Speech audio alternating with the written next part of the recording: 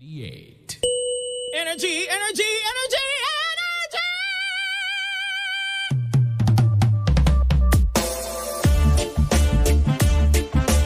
Classic talaga. Achuchu. Naka-energy na ba ang lahat?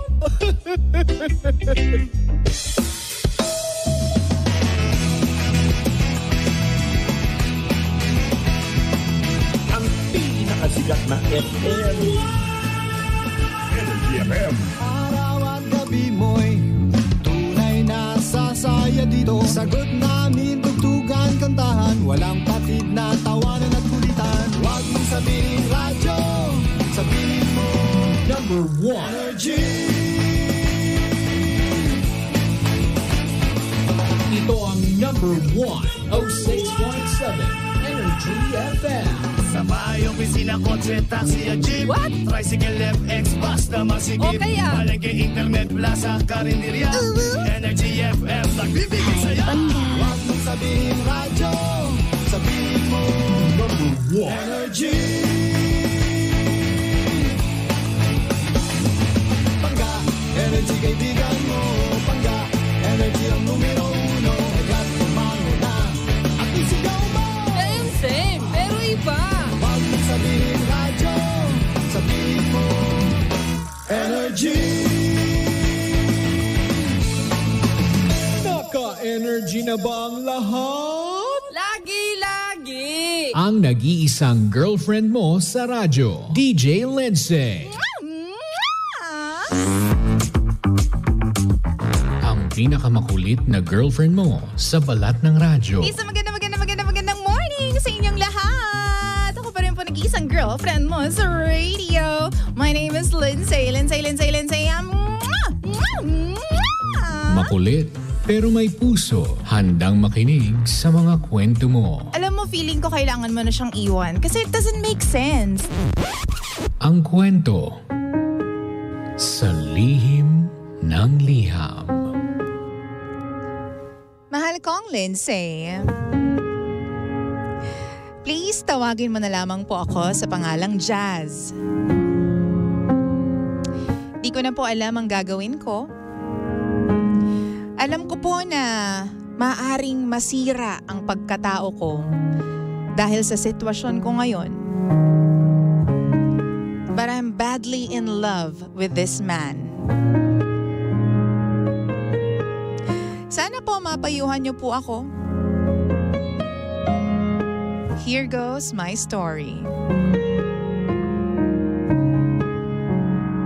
DJ Lindsay, currently nagtatrabaho po ako sa isang BPO company at 12 years na po ako doon. Meron po akong kafubo. Workmate ko po siya. Actually, DJ Lindsay, ex-boyfriend ko po yung kafubo ko. Naging boyfriend ko po siya way back 2015. Ewan ko ba? Sa lahat ng naging ex ko, siya ang bukod tangi na masasabi ko na nakakasatisfy sa sexual needs ko.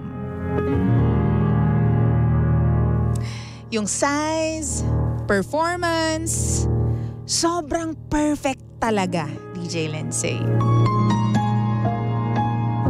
At, ang sabi niya sa akin, ganon din naman daw siya sa akin. Every time we make love, sabi niya parang first time daw palagi. Palagi raw siyang excited kapag magkikita kami.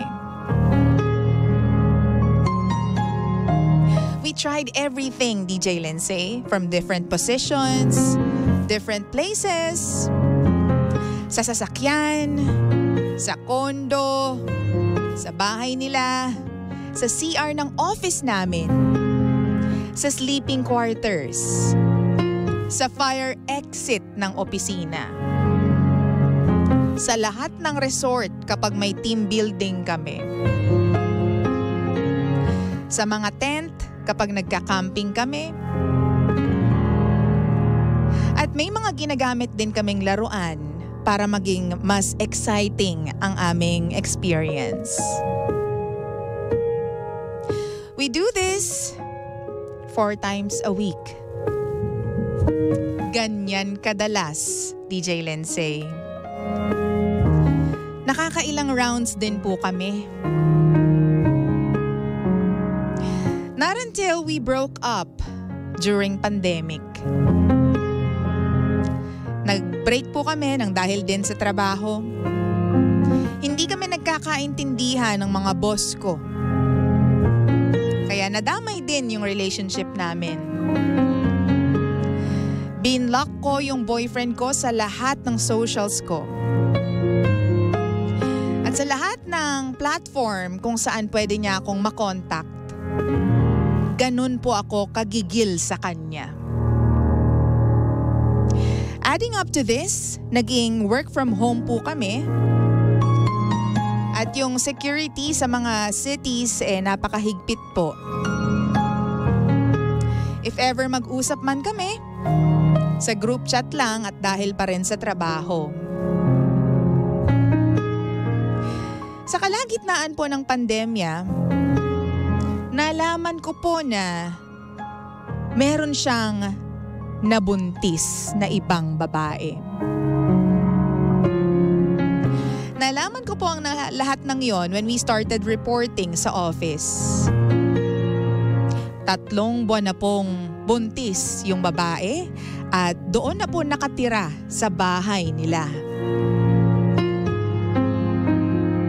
So since magkasama po kami sa iisang team lamang, hindi maiwasan po na kapag may meeting, especially kapag may lunch out, nakikita at nakakasama namin ang isa't isa. Pareho po kaming senior sa team namin kaya kailangan po namin palaging mag-usap ng final plan. Until one day, meron po kaming team building, DJ Lindsay. Ito yung 8 buwan matapos kaming maghiwalay ng ex ko. Ang sabi ng boss namin, dapat daw per team muna ang assignment. Since hindi pa nga po pwede na masyadong magkaroon ng gatherings. 8 po kami sa team at sa Batangas po nangyari yon. Gabi na po nun, I was drinking sa isang bar nang biglang may tumabi sa akin. Pagtingin ko, yung ex ko. Hindi ko siya pinapansin nung time na yon pero he kept on talking and talking non-stop. Sorry daw. Pagbigyan ko na raw siya. Patawarin ko raw siya.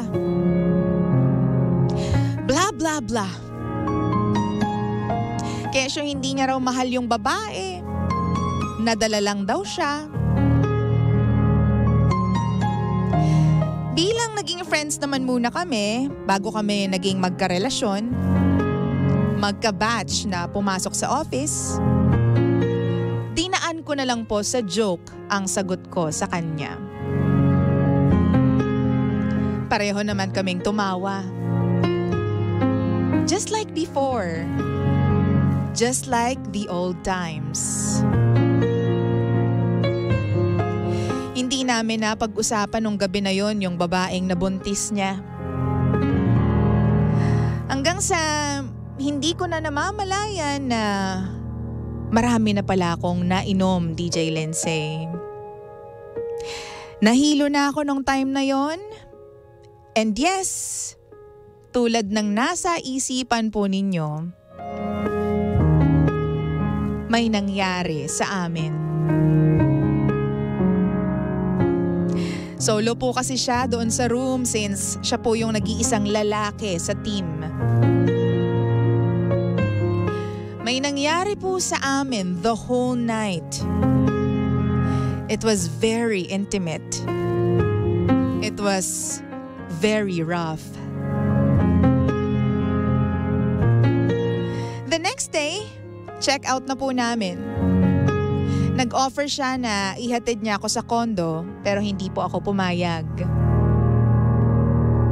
Bigla kasi na para akong tinamaan ng kidlat nung naalala ko po na meron na siyang anak.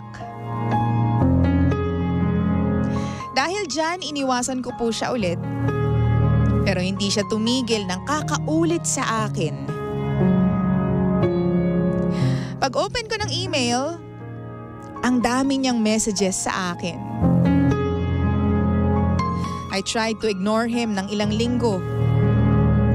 Pero isang araw, sobra kong na-stress sa trabaho na naman. At halos mangiyak-ngiyak na po ako. Nakatulala lang ako sa loob ng aking sasakyan. Hindi ko rin alam kung kaya ko pang mag-drive pa uwi. Bigla na lang may kumatok sa bintana ko. Pagtingin ko, si X. Nag-offer siya na ihatid ako sa kondo. I was very sad that time, DJ Lindsay, and very fragile. Pagdating sa kondo, umiyak lang ako ng umiyak sa kanya. Kinomfort niya naman ako. Niyakap niya ako ng mahigpit. At pagyakap niya sa akin, naamoy ko bigla yung pabango niya na gustong gusto ko. Hindi ko namalayan. Unti-unti na palang may nangyayari sa amin. We did it sa sofa. Tapos may nangyari ulit sa amin sa loob ng kwarto ko. It was very passionate. Pero pagkatapos nun, kinausap niya ako.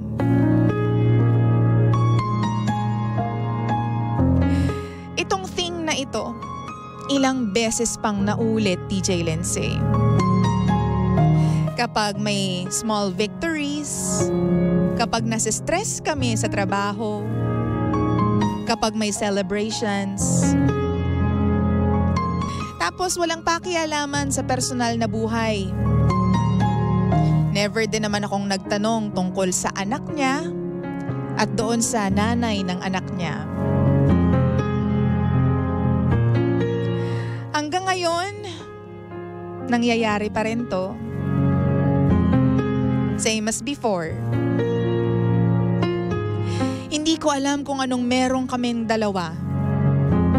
Pero hanggang ngayon, kahit ilang taon na po ang nakakaraan, sobrang hot pa rin.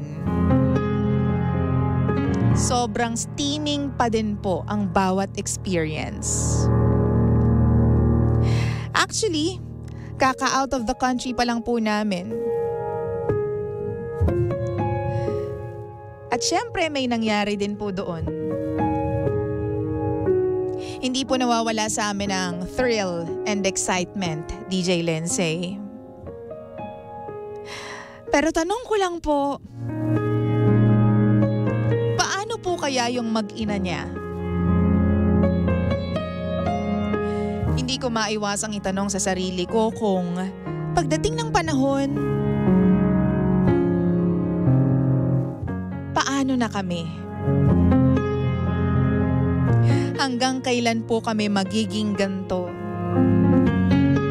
Itatago niya lang ba ako from everyone? O baka naman dumating din yung pagkakataon na piliin niya ako at seryosohin niya ako. Hindi ko po ito maitanong sa kanya since natatakot po ako sa magiging sagot ng ex ko. But please, help me out. Again, this is Jazz. At ito ang lihim ng aking liham.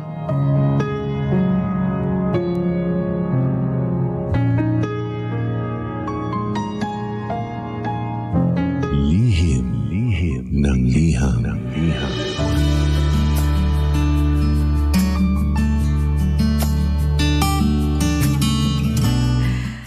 ko, napagod ako sa mga binasa ko.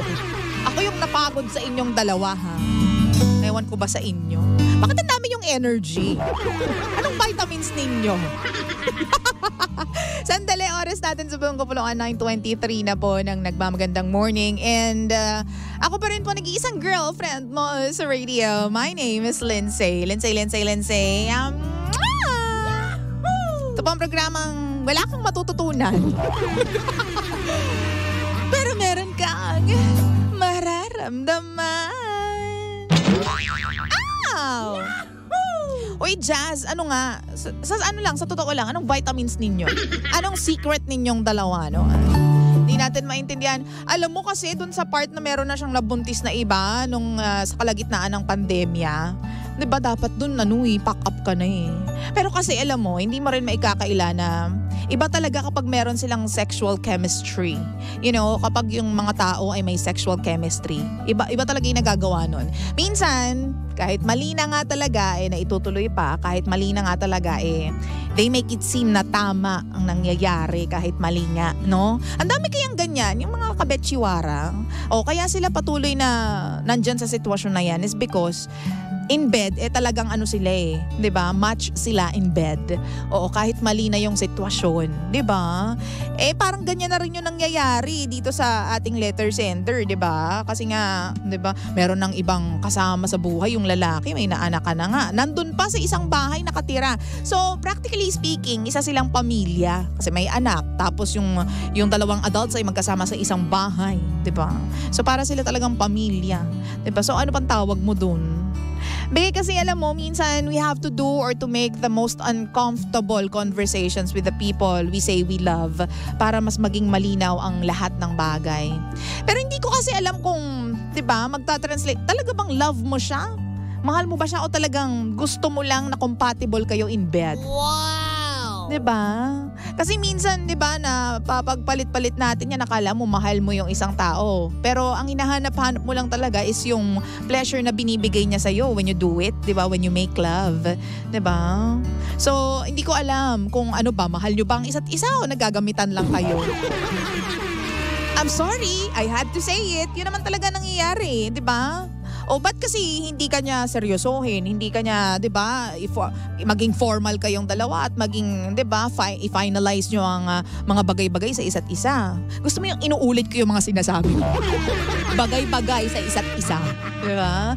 Hindi kasi kung talagang mahal ka niya, walang habas niyang sasabihin na nabuntis ko lang yung babae at ikaw pa rin yung mahal ko, ikaw pa rin ang girlfriend ko, tayo pa rin hanggang sa huli. Ganyan. Kaso wala naman akong ganun na nabasa. 'Di ba? Parang nagkakaroon nga kayo ng kasalanan sa isa't isa. 'Di ba? Nagkakaroon kayo ng kasalanan sa ibang tao 'di ba? So, para sa akin, kailangan mong kumprontahin siya kung, huy, bakla, hanggang kailan tayo? Hanggang kailan natin gagawin to? Yan ay kung gusto mo talang magkaroon ng finality. Gusto mo talagang magkaroon ng label kung ano mang ginagawa ninyong dalawa. Kasi nangyayari naman yan, very common naman kasi talaga yan. Hindi lang naman ikaw ang nag-iisang bukod tanging merong ganyang sitwasyon sa buhay, no? Pero alam mo kasi, mas maganda yung tipong, para sa akin lang naman to. Mas maganda yung match na nga kayo in bed, pero match din yung nararamdaman ninyo sa isa't isa. Very rare yan. Kasi, 'di ba, may mga taong match sila sa nararamdaman pero hindi naman sila compatible in bed. Yung isa mahilig, yung isa hindi mahilig, 'di ba? So, mas maganda yung may mag-a-adjust. Hindi yung tipong match lang kayo in bed pero meron ng ibang responsibilidad yung lalaki. Tanungin mo siya, "Hoy, ano nang ganap sa atin? Ano ba, girlfriend mo na ba ako? Tayo na ba? Bakit walang kalinawan ito? Oo, hanggang kailan tayo magiging ganto?" Yung mga tanong mo sa akin, itanong mo yan sa kanya, bakla ka ng taon. Gusto mo ba ako tumawag sa kanya? Ibigay mo yung number ko. Ay, hindi pala, ibigay mo pala yung number niya sa akin. Hindi ibigay mo yung number ko. No. 'Di ba? Kasi, sorry ha, masyado kayong gigil sa isa't isa. O, di ba, masyado kayong maraming time and energy for each other. Oo, okay naman yan. Pero sana, di ba, yung linya is idiretso ninyo. Kasi tulad niyan, ikaw talagang lost ka. Kung ano ba talaga tayo, hanggang kailan ba tayo magiging ganto, di ba? Ano ba, forever mo na lang ba ako itatago? Forever na lang ba natin gagawin to? Anong meron? Di ba? So, yun yung sinasabi ko. Kasi, I'm sorry pero babae ka eh. Diba? So kailangan pangalagaan mo yung sarili mo. Maraming babae nagsasabi na, life is short, TJ Lindsay, ganyan. Let's just have fun and enjoy the moment. O sige, paniniwala nyo yan.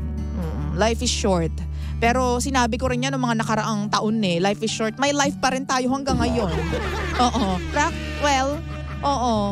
Apparently, life is long. Long talaga ang life. Diba? So, once and for all, lugi ka kasi dyan. 'Di ba? Kasi ikaw, nagkakaroon ka ng investment sa feelings. Siya, di natin alam kung mahal ka pa rin ba niya or what. 'Di ba? Pero kasi may nagsabi sa akin na lalaki. Well, si Romel nagsabi nito sa akin, the more na ginagawa yan ng dalawang tao, mas may madedevelop na feelings sa kanilang dalawa. So, baka nga, may feelings din siya para sa'yo pero hindi ganun ka-invested compared to you, compared to your feelings with him, 'di ba? Or for him. So, linawin mo yan sa kanya. 'Di ba? Kasi siya, iwan mo man siya, meron siyang babalikan sa bahay nila eh. 'Di ba? Iwan mo man siya, hindi man kayo mag-workout, may machuchorva pa rin siya dahil may nanay yung kanyang anak. At di natin alam kung okay ba talaga sila o talagang press release niya lang yung hindi niya mahal yung nanay ng anak niya. Uy, nangyayari yun. 'Di ba? Para lang maka-score ng paulit-ulit. Gets mo yung ikaw yung lugi dito? Girl, kahit maghiwalay kayo ngayon, may uuwian siya. Kapag nangati siya, meron pa rin siyang, 'di ba? Meron pa rin siyang instant noodles. Huy, instant noodles. Sorry, yun talaga yung katotohanan ng buhay. Ikaw, kapag iniwan ka niya at nag-decide siyang piliin yung mag-ina niya, saan kang kungan ka dadamputin? Diba? Paano ka na? Maghahabol ka ngayon. Hindi mo na ba ako mahal? Saan tayo nagkulang? Compatible naman tayo, diba? Diba? So, wala. So, kailangan mong mag-isip ng very, very hard, diba? Sa part na ito. Oo. At saka, huwag mo masyado, alam mo, yung premium ng pagiging babae mo, alagaan mo yan, diba? Huwag lang todo bigay ka all the time. Don't make yourself super available all the time for this guy. Easy access masyado eh. Kaya nga kayo naging hindi naging okay eh. Remember, kaya kayo nag-break is because niloko ka niya. What makes you think na ngayon isa ka lang chinochorva ng lalaki na yan? Di ba niloko ko nga niya nung may pandemya eh. Nalaman mo na lang na meron na siyang nabuntis na iba. So, what makes you think, anong assurance na bukod sa'yo at bukod dun sa babaeng inuuwian niya, wala nang iba na mini-meet siya? Sige nga, sagutin mo nga ako. Hindi ka makakasagot. Diba? So, yun lang yung mga kailangan mong isipin sa life. Hindi mo alam kasi kung anong karakas ng lalaki. Diba? Kasi ikaw may feelings ka para sa kanya. Siya, hindi tayo sure doon. Oo. Matetest mo ang feelings niya para sa'yo. Kung, sige, huwag kang pumayag kapag inaya ka niya. Baguhin natin yung twist ng storya. Kapag inaya ka niya, huwag kang pumayag. Huwag kang pumayag ng huwag kang pumayag ng huwag kang pumayag. Tingnan natin kung after some time nandyan pa rin siya at magsistick pa rin siya with you. Diba? Pag nagstick siya after 1 year of not doing it with you, siguro nga mahal ka niya. After 1 year huwag kang pumayag. Pag nangalabit siya, huwag kang pumayag. Ilak mo muna yan. Langyan mo muna ng barikada. Diba? Pero kapag diba? Hindi mo rin naman alam kahit naman hindi kayo chumorva. Pag uwi niya, meron naman siya pwedeng chorvahin. Diba? So, yung sinasabi ko, gets mo, meron pa rin siyang matatawag or meron pa rin siyang someone he can turn to if ever na hindi ka pumayag with him. Diba? So, lugi ka dyan. Habang ikaw, pinapreserve mo yung sarili mo para lang sa kanya, nire-reserve mo yung sarili mo para sa kanya because you don't date anyone, siya naman, pag hindi ka pumayag, pwede pa siyang makipag-mekos-mekos sa iba, di ba? So dapat, pangalagaan mo yung sarili mo, protektahan mo yung sarili mo. Huwag mong gawing unlimited yan, hindi ka samgyup. Huwag ka masyadong kumikembot dyan ng unli. Diba? Oo. So, di mo naman siya jowa. Most especially, hindi mo siya asawa. Bakit ka easy access, girl? Yan yung madalas kong sinasabi sa mga katrabaho ko way back. Hindi naman way back. Siguro last year lang. Yung magsusumbong kasi sila sa akin. Yung ex ko, tinatawagan pa rin ako. Sinasaktan niya pa rin ako kung ano-ano pa rin sinasabi niya sa akin. Why are you such an easy access? Tingnan yung lagi ko sinasabi sa kanila. Nasa hurt sila. Pero naman silang magawa. Kasi totoo naman, ex mo na yan bakit may access pa rin siya sa'yo? Diba? Sana hindi kayo nag-break kung mag-uusap pa rin pala kayo. Diba? Pwera na lang kung meron kayong sinesettle or meron kayong negosyo na kailangan pagtuunan ng pansin. But then again, dapat limited pa rin ang usapan.